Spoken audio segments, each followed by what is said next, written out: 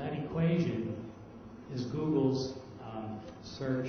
Actually, it's the PageRank algorithm. It is the stuff that dreams are made of, because this algorithm created maybe the most powerful corporation on earth. And it came, and you can Google it. And this is Larry Page and Serge Brin's paper, The Anatomy of a Large-Scale Hypertext Search Engine, which they wrote at Stanford, and they developed this. And the reason I bring this up is because we're talking about information, we're talking about search, and tools like Google are great tools, but of course it's a popularity contest in terms of what comes to the top. And studies have shown over and over again that people usually don't get past the first 1 or 2 pages. So you always have that nagging doubt.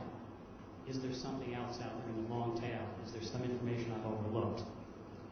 Google and tools like it do a great job, but we're working on things that we think can be even better for professional researchers and people that are doing innovation.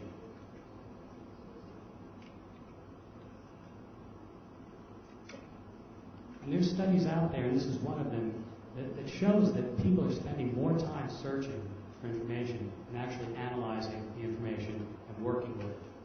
And that really isn't sort of the right balance or the right equation, okay? Because you want to spend more time doing the analysis, drawing the conclusions.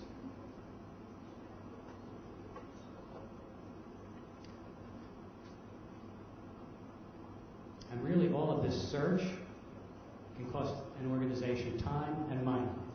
We did sort of a hypothetical little calculation here, and there are hidden search costs that many organizations aren't even aware of. So what we want to do is eliminate those costs and get successful searches right from the get-go. So what if you could be more effective when you scope opportunities at this front end of innovation? What if you could quickly explore new markets, quickly explore new technologies, and get on the right track faster? And effectively find people, companies, organizations, and other things that are necessary to do an open innovation type of approach to be successful in getting to the market.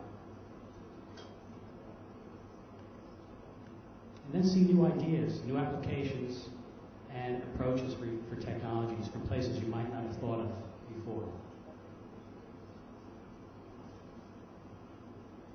That's what ilumin8 does. And after I get through the presentation, I'm going to actually do a search for you guys in real time. We can demonstrate the way the search operates. But essentially what we do here is provide a very rapid summary of information that's categorized. It's not a list of sort of snippets or citations that you see in typical tools. It's all categorized and ranked in ways that you can really operate with it very quickly and powerfully. And these categories and this categorization is very unique. There aren't any other tools that do it this way. And it really gives you a visually compelling landscape of the commercial opportunities when you're doing innovation projects. How do we do it?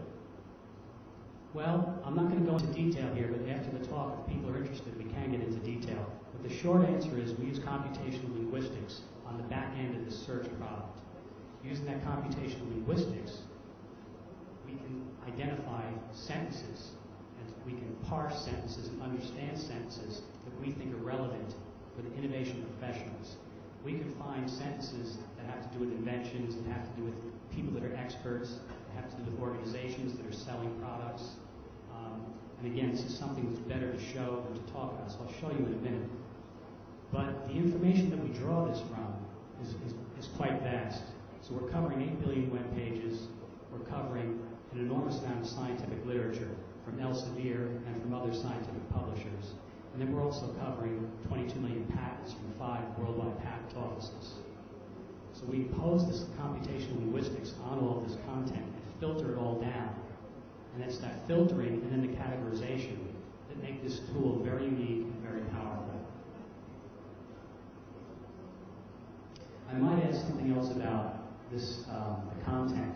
As Elsevier, as a professional publisher, and as sort of the leader in peer-reviewed scientific literature, some people are saying, well, why do you have the internet here? The internet is full of, information that's not always reliable. But, we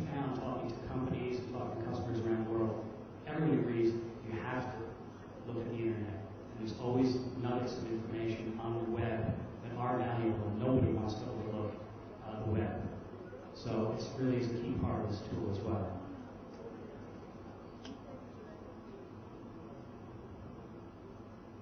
So I'm going to talk about a case study here based on a chemicals company that we work with. And I should add that ilumin8 can apply in many, many different industries. It's not specialized in any one industry. We have customers in consumer packaged goods, in chemicals, medical devices, oil and gas, and the list goes on. So what we're trying to pull out of all this content is applicable in all these different industry segments.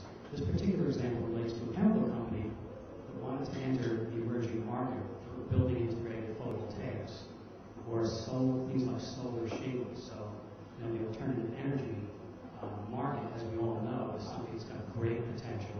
Solar power has great potential. It's untapped, I think, and people are looking for the right approach. This is really an interesting kind of project.